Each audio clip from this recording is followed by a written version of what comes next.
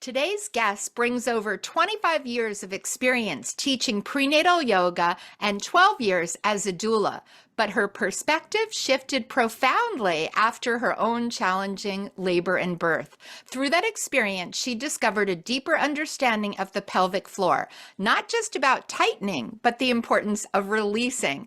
Learn how this revelation reshaped her work, inspired her to explore the powerful connection between movement and birth, and get ready for an enlightening conversation that bridges personal insights with professional wisdom. Hi, I'm Debra Pascali-Bonaro, founder and director of Orgasmic Birth and host of the Orgasmic Birth podcast. I'm honored to welcome Bec Conant. She's a respected figure in Boston and New England for her expertise in prenatal care and yoga instruction spanning over 2 decades. Through her OM Birth program, she empowers expectant individuals, guiding them through childbirth and easing their transition into parenthood. Bec is also the author of the OM Birth approach, which uses yoga to prepare the body, mind, and spirit for birth. So, Bec, I'm so excited to have you here today because as we hear from so many, myself included, right, it all starts with our own births in some way and the power and the wisdom they teach us. So, welcome. Thank you. It is such a delight to be here with you and talking about one of my truly favorite topics of all time, the whole connection of movement and birth and pelvic floor and life and everything. It all comes together, right? It does. So much fun. So I know, we mentioned a little bit that you had a different birth than you were probably expecting, right? Can you share a little bit about kind of that pregnancy and preparing and then the birth and how that unfolded for you? Yeah, so I had been teaching prenatal yoga for over 15 years when I finally became pregnant with my own son. And I thought I knew everything I needed to do. So we were planning a home birth. I was teaching yoga classes. So I wasn't doing that much practice myself, but I was teaching. I figured that was enough. We took a childbirth class with my husband because I said, honey, I can't teach you childbirth ed. That's just going to be too weird. You have to do that. Had a great crack team of midwives, doula, photographer, all the stuff. And when I went into labor, it started out in this very gentle, lovely squeezing, tightening, the sort of workable sensations. And then things started to shift and I didn't quite get what was going on at the moment it happened. I started having these major front pelvis painful sensations and things seemed to, it started to be that it was uncomfortable during the contraction and then it was uncomfortable in between the contraction as well. And never had any back pain. It was all in the front. And we kind of just kept doing what in my doula head, I thought, well, if baby's out of position, then you're supposed to lean forward. So, okay, we'll lean forward. I spent an incredible amount of time on my hands and knees, trying to shift, trying to rock, trying to move. And I had this little voice in the back of my head that said, you're having all this hip flexor pain. Maybe you should lean back and stretch out those deep quads, psoas connections. And I tried it for one contraction and it was untenable. I couldn't wrap my mind around it. I completely went into a fight-flight response. And so we went back to leaning forward. And that went on for days. It just seemed like we got into this loop and I couldn't really walk and I wasn't feeling like I could move and the birth tub had a leak, so it slowly deflated on me, so I couldn't stay in there. And after about a day and a half of going through this, the midwife started noticing some things not so good with my body, and my blood pressure started jumping. And so they said, let's transfer. We need to move to a hospital setting. This isn't safe anymore. And long story short, when we got to the hospital and we did the admitting paperwork, we found out that my body wasn't handling labor well. My kidneys weren't functioning. And we had a wonderful, glorious doctor who I knew from my birth work. I sort of had the nice inside scoop as to what was happening. And she worked with us for about 4 hours, but then eventually we said, we can't stay with this intended vaginal birth. I'd gotten an epidural by that point. And she said, I have to recommend cesarean. And we then did a wonderful job of making it a gentle cesarean, making it still a positive experience. I can look back on this birth and still think of it positively, but I did have this constant question of, what on earth happened? How is it that me, with 15 to 20 years of experience in the birth world, didn't know what to do? How did this happen? And I started exploring and I started looking, and I went to a couple of additional childbirth education trainings, just as one does as a childbirth educator.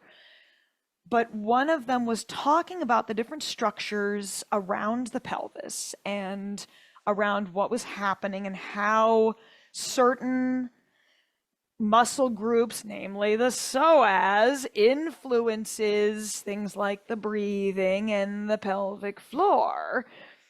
And she started describing the process of a labor that was having excess tension in the psoas muscle and how the pelvic floor could have been responded.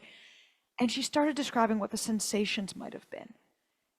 And she started, without talking to me or knowing me from Eve, she described my labor almost down to the minute of what I was experiencing. Pain in the front of the pelvis, grinding in the pubic bone, feeling like things were coming apart.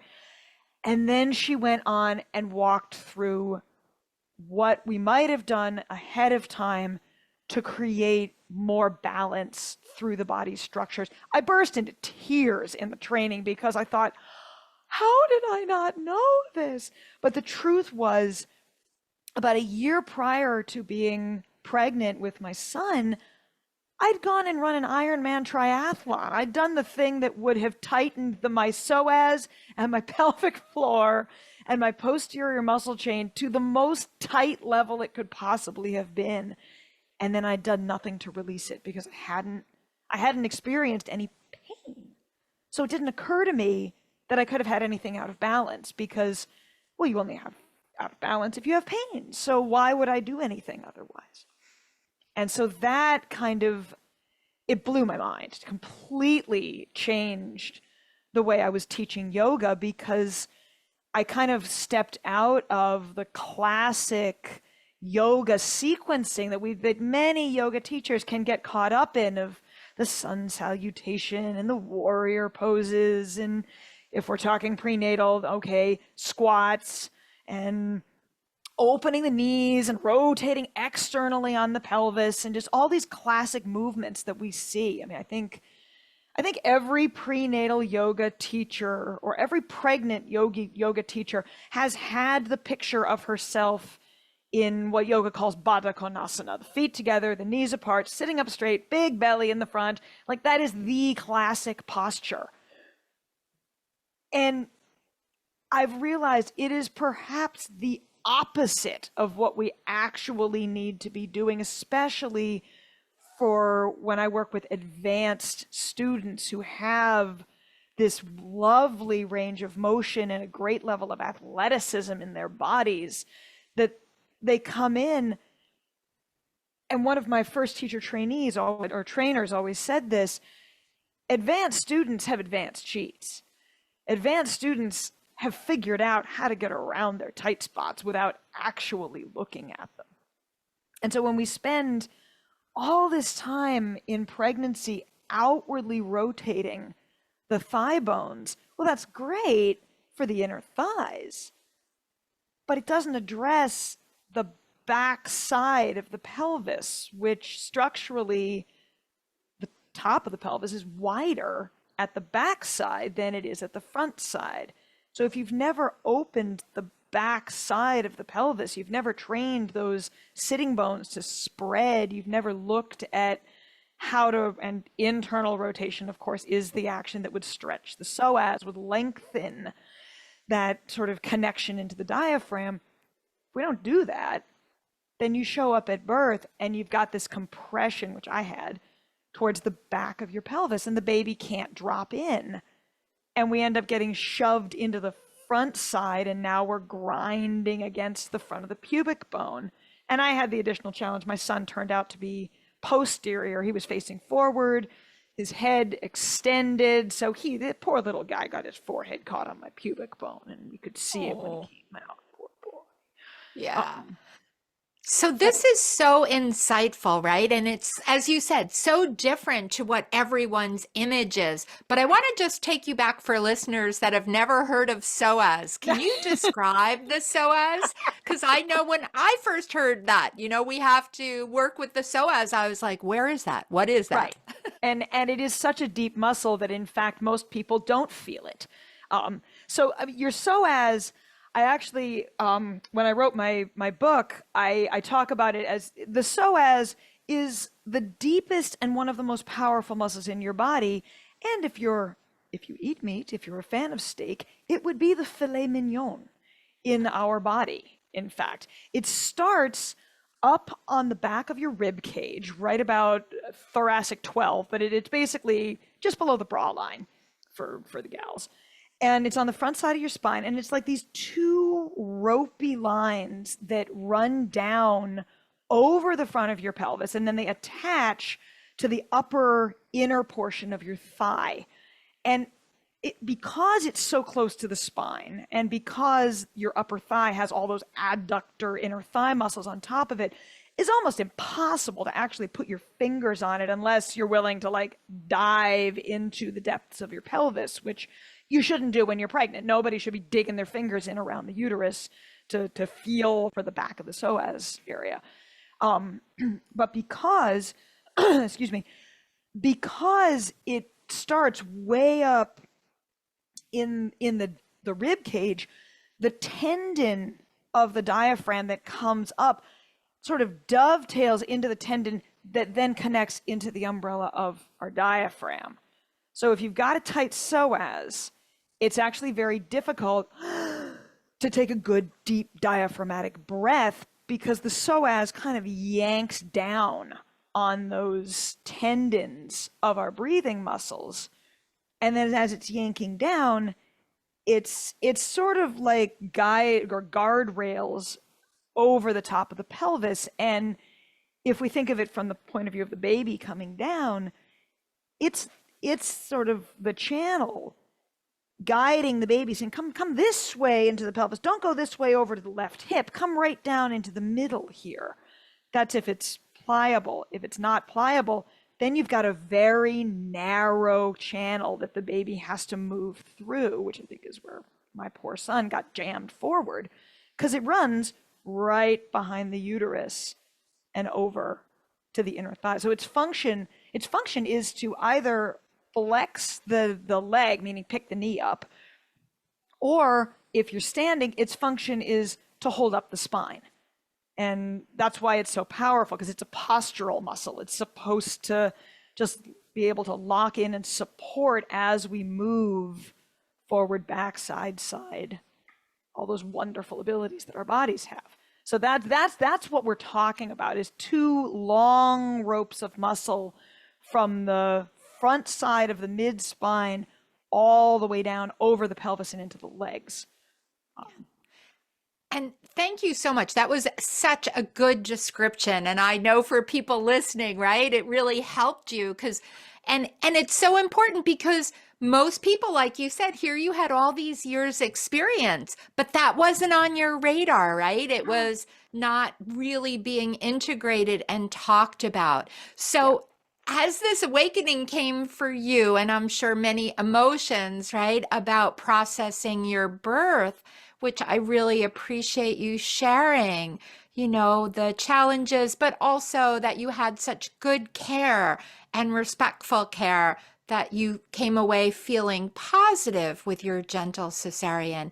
How did that knowledge then integrate into all that you were offering? What happened from there? Well, so what I realized in working through what had occurred with my own birth and looking at what was my experience versus what I had even guided people pre my being pregnant as a doula into is we tend to get in pregnancy, we tend to get spot focused. We tend to get focused on, I want to open my pelvis. And it's sort of like, okay, well, what do you mean by that? And it's, well, I want to open the bottom of my pelvis. I want to squat. I want to open my pelvic floor. And I want to strengthen my pelvic floor. And so the most classic way that people get told to do that, okay, do Kegels. Okay, squeeze and release, squeeze and release, squeeze and release. Although a lot of times people don't even say release. They just squeeze like you're trying to stop yourself from peeing your pants. And then keep squeezing like you're trying to stop yourself from peeing your pants. And I liken it in classes. I see that this is sort of like saying, I want to be able to put something up on a top shelf. So what I'm going to do is take a weight and just do biceps curls. And I'm not going to check whether or not my biceps was already lengthened or whether it was engaged. I'm just going to tighten my biceps. I'm just going to lift everything up to my shoulder over and over and over again. Well, that's great. You'll have a really well-developed biceps.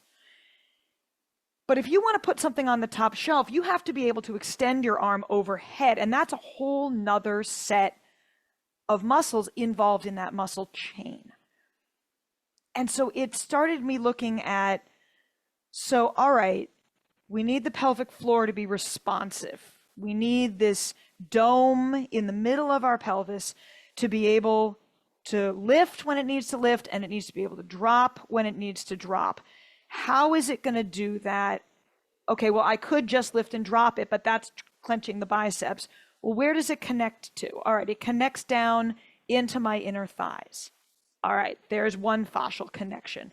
It also dovetails into my piriformis in the back of my pelvis. All right, there's my piriformis, that connects into my glutes. All right, now we're into what's sometimes called the posterior chain in the back line. So we have something coming from the calf, up the hamstring, up the sits bone, over the glutes, up into the lower back and the lats, and suddenly reaching my arms up actually influences how much the back of my pelvis is able to open.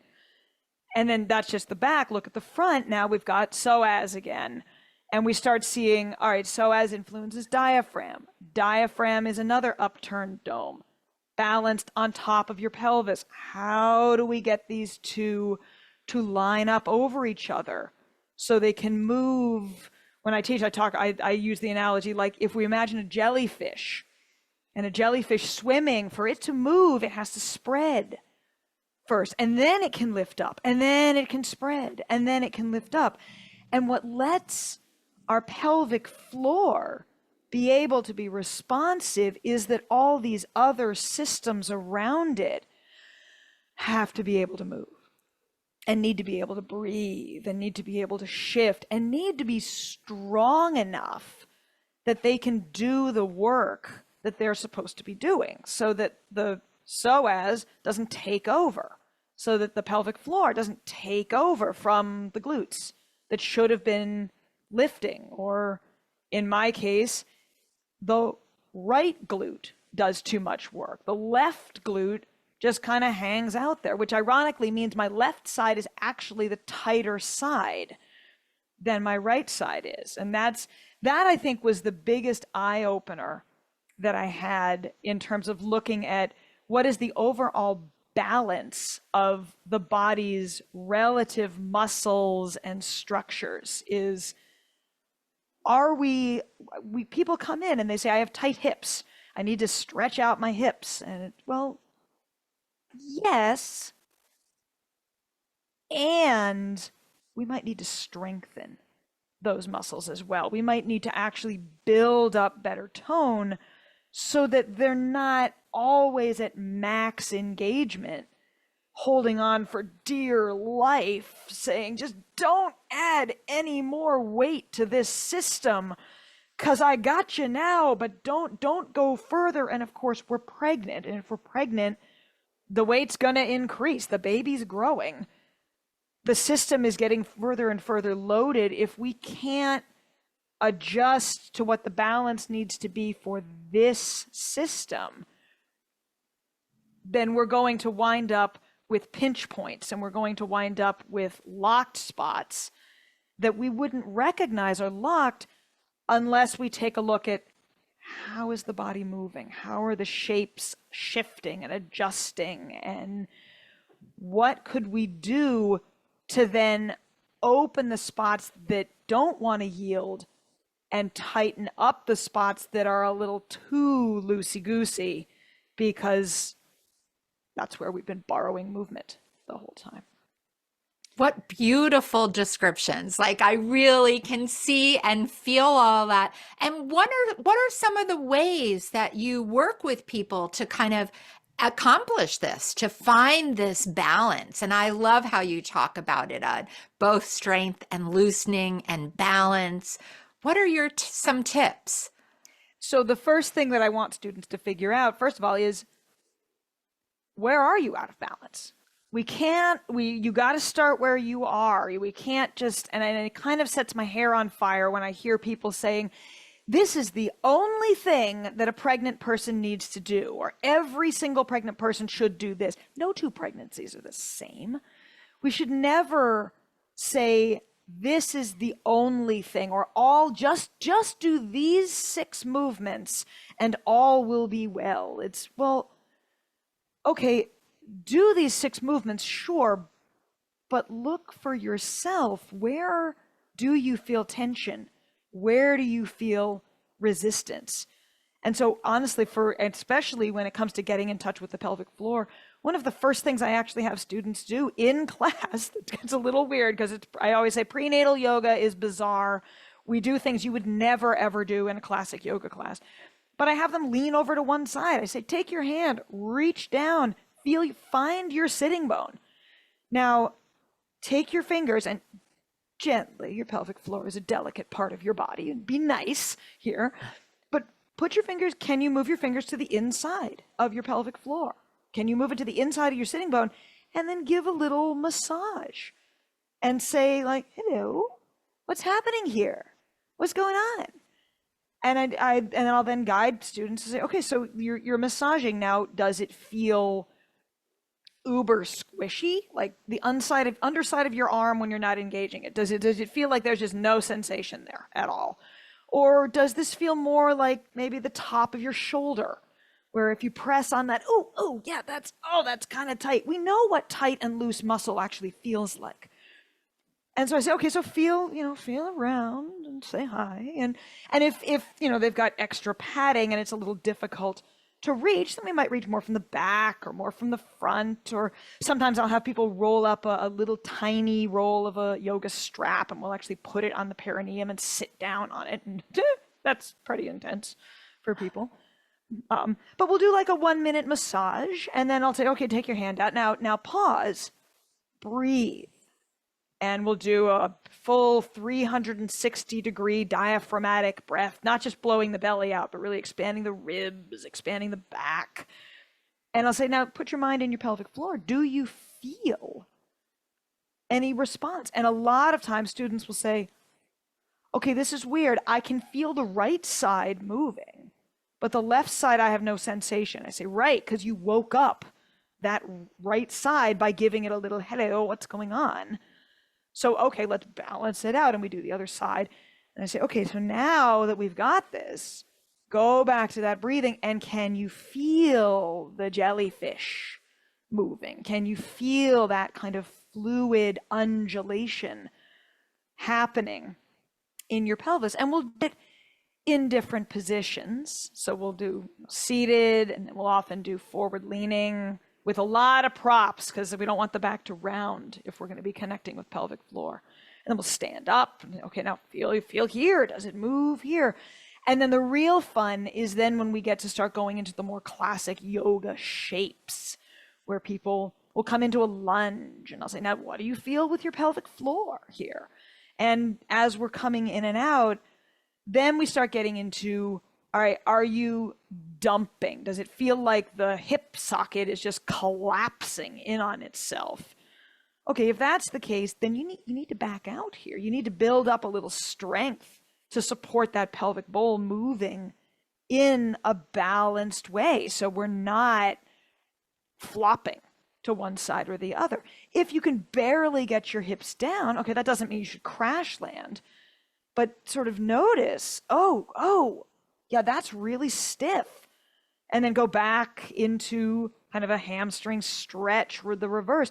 Can you actually get a hip hinge? Can you get flexion on your femur bone in your hip socket, or is it all coming from your lower back?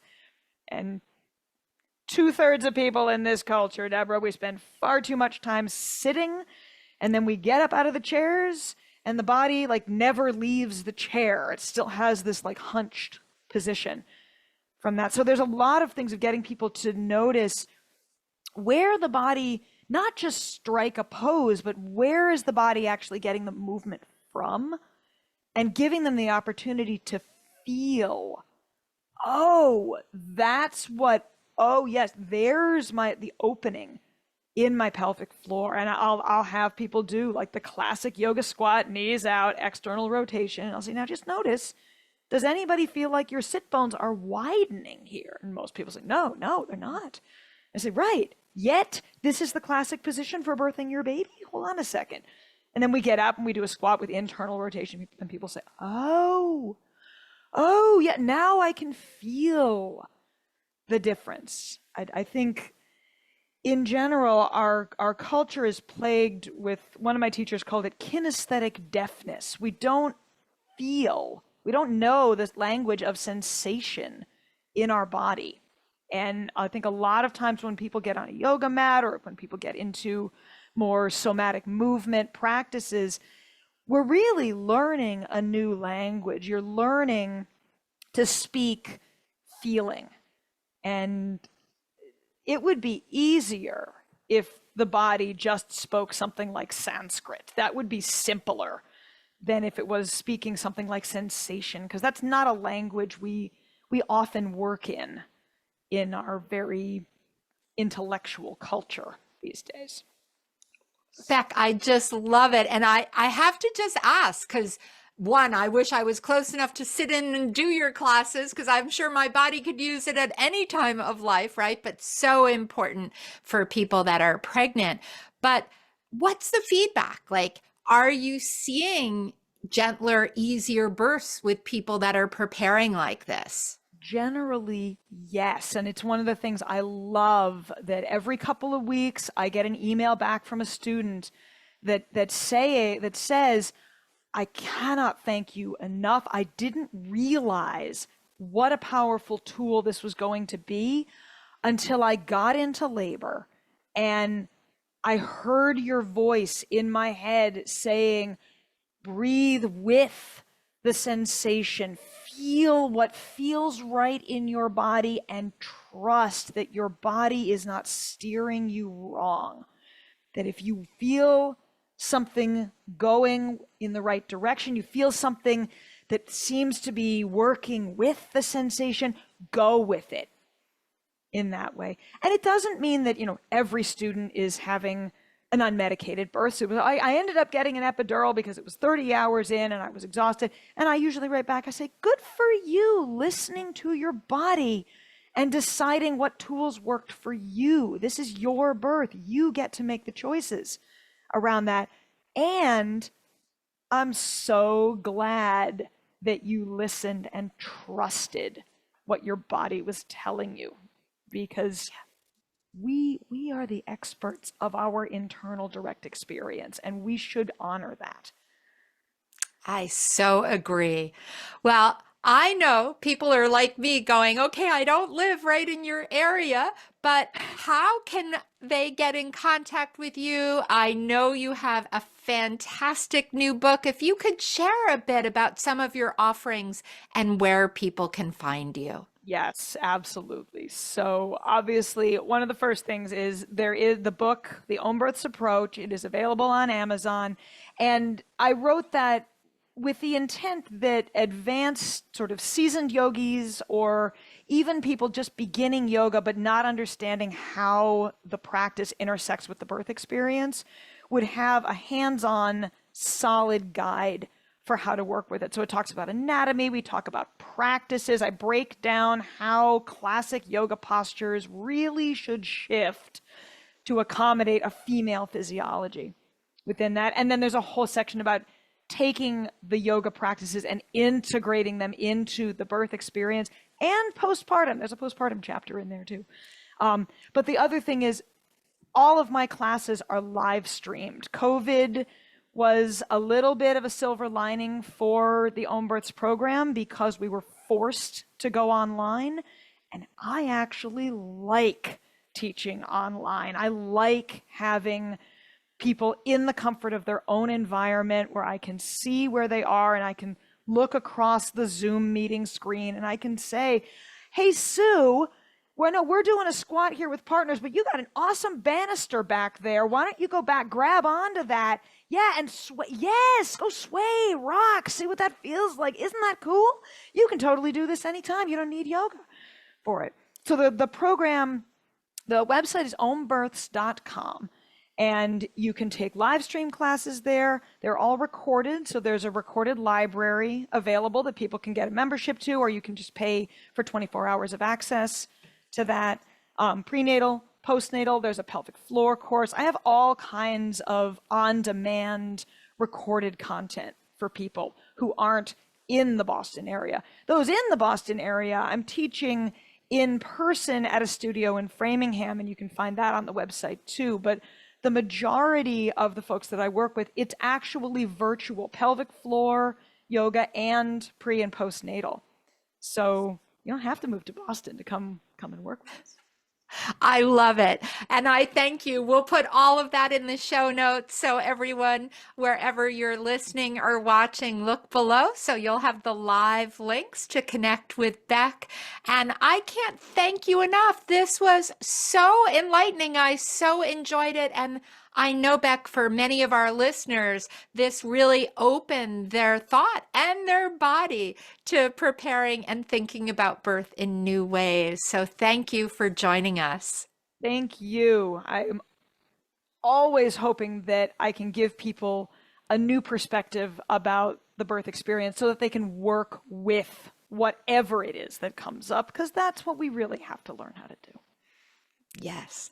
Well, thank you again. And thank you to all our listeners. We really appreciate you joining us. We would super appreciate it if you would rate and review our podcast. If this episode resonated with you, share it with friends and colleagues that could benefit. And we hope you'll join us next week for the next episode of the Orgasmic Birth Podcast. Bye.